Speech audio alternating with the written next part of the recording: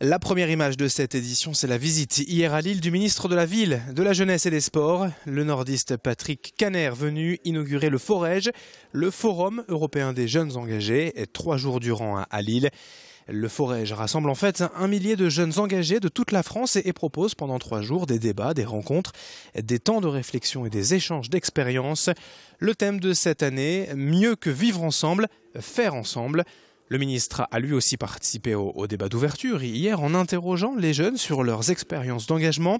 Il sera question cette année de démocratie, de solidarité, de laïcité, d'environnement ou encore de mixité. Rendez-vous donc à l'université de Lille 3 pour ce Forège jusque demain. Sophie Laden a rencontré pour nous Patrick Kanner. Il y a bien sûr des jeunes qui dérivent, dérapent parfois, mais en même temps il y a des raccourcis qui ne sont pas acceptables. Je vais vous donner un exemple lourd de conséquences. Le 7 janvier, les frères Koulibaly et Kouachi, quartier, jeunes, délinquance. On n'a fait que des raccourcis. Tous les jeunes des quartiers ne sont pas de futurs terroristes et heureusement. Et en même temps, on doit leur tendre la main pour qu'ils sentent que la République est présente partout sur tous les territoires au niveau national. L'actualité aujourd'hui, c'est aussi la collecte de matériel scolaire organisée par le Secours populaire. Les supermarchés Auchan s'associent à cette traditionnelle opération de la rentrée. Depuis hier et aujourd'hui encore dans les magasins de la région. Crayons, cahiers, trousses, cartables, tout est nécessaire pour la rentrée.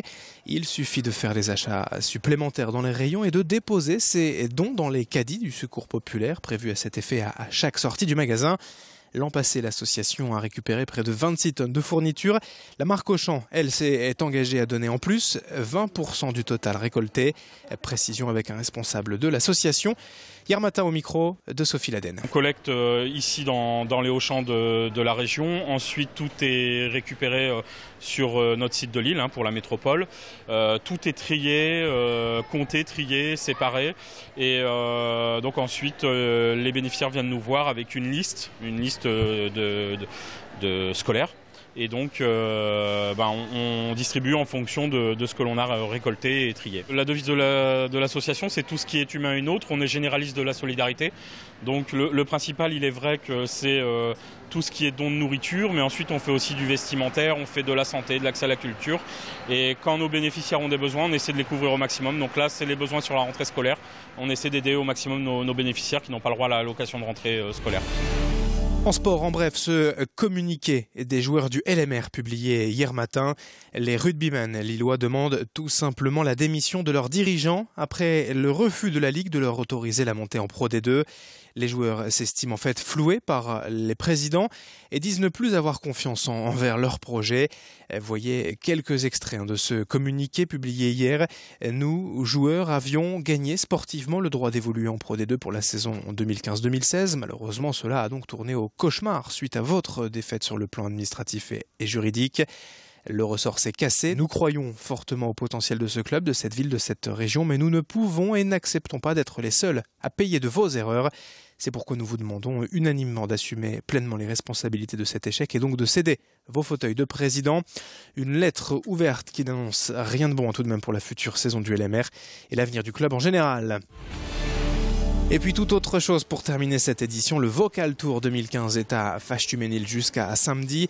C'est la 2e édition de cette scène itinérante qui parcourt la France depuis le mois d'avril. L'objectif est de repérer les nouveaux talents musicaux français et ceux tous genres confondus. Cette année, on dénombre plus de 4000 inscrits et 1500 personnes sélectionnées par les internautes pour chanter en live et en public. Lors du dernier jour, samedi, les 3 meilleurs régionaux seront élus pour la grande finale nationale qui aura lieu à Paris le 22 novembre au Trabendo. Quant au grand gagnant national, il aura la chance, lui, de sortir un single. Le concours est ouvert à tous dès l'âge de 7 ans et il y a de nombreux lots à gagner comme du matériel de musique. Avis aux amateurs, c'est dans la galerie marchande de Fâche-Tuménil jusqu'à samedi. Précision au micro de Clémence Rodin. On passe dans chaque région de France et dans chaque région de France, on qualifie 3 personnes le samedi qui participeront à la grande finale nationale qui aura lieu en novembre au Trabendo, dans cette salle mythique parisienne. On a eu plusieurs centaines d'inscrits à la base sur Internet et je pense qu'il y aura un petit 90 qui viendront. Voilà, il y aura 90 participants durant la semaine, ce qui est énorme.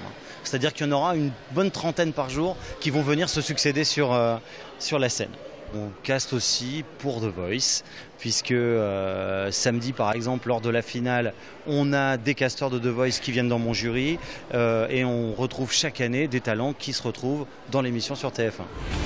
Voilà ce qu'il fallait donc retenir de l'info près de chez vous, dans votre métropole lilloise en ce jeudi. Merci de votre fidélité. Tout de suite, l'info continue avec les météos.